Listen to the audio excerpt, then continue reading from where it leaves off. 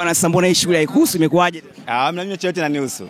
Mechi yote inanihusu. Mtu wa mpira. Mimi mwana soka. Au ulikuwa na jambo lako? Hapana, mimi mechi yote inanihusu. Mwelekeo ulivyokuwa unaona ulikuwa kabisa kwamba mabwana anaweza ka drop point. Hapana, yani mtu ambaye anapenda mpira, unaangalia mpira wote. Kwa hiyo mpira ulikuwa mzuri kiufupi. Mpira ulikuwa mzuri bali tu wale mashujaa wamecheza kwa maelekezo zaidi. Ni kama kuna watu wamewatuma, nendeni mkacheze hivi. Nendeni mkajiangushe sana, kuna watu tunawaahidi. Kwa hiyo ile imeondoa hata hamu ya mpira. Mpira ulikuwa sio mzuri. Wanalala sana, yani wanalia na referee muda mwingi kuliko kucheza mpira kwenye pitch. Lakini performance unaona matokeo yani sawa sawa ama pengine kulikuwa kuna same kuna shida kidogo? Kwa upande gani? Matokeo kwa ujumla. Yani mechi ile tulivyoangalia kwa ujumla, Simba wao kidogo kipindi cha kwanza ni kama walizalao game.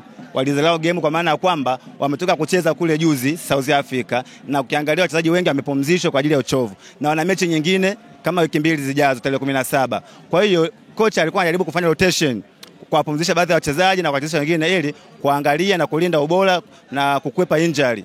Kwa hiyo kwa kipindi cha kwanza mechi haikuwa mzuri kwa upande wa Simba, walikuwa wamekamiwa, wanachezewa sana hivyo. Kwa kipindi cha pili kocha akasema hawa wanataka kutuzoea. Wakafanya sabu, wakatia wachezaji wazuri, matokeo yakawa vile. Kwa kipindi cha pili kilivyoanza, na ndio maana mashujaa wakawa wamekuja kwa mbinu ya kujidondosha na kumlalamikia referee.